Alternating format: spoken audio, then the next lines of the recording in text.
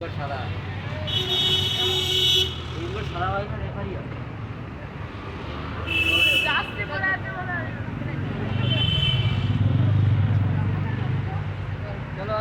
কলকাতার ঐতিহ্য মোহনবাগান টিমের ছবি। না ঠিক আছে, না আস না, আমাকে লাইন দেখাচ্ছে।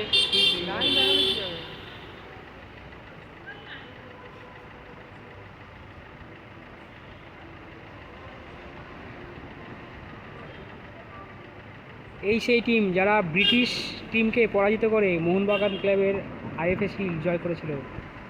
স্বাধীনতা সংগ্রামের ইতিহাসের এক শ্রদ্ধা সম্মানের সাথে সেই অমর একাদশের এই স্মারক স্থাপিত হলো। 29 জুলাই স্থাপিত করেছে। রিসেন্টলি করেছে তাহলে এটা? হ্যাঁ রিসেন্টলি করেছে।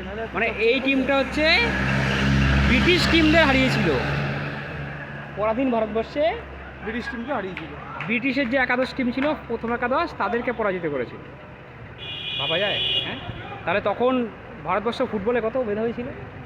ব্রিটিশদের টিমকে পরাজিত করা মানে মোহনবাগান টিম, দেশীয় টিম, চারটাখানি কথা।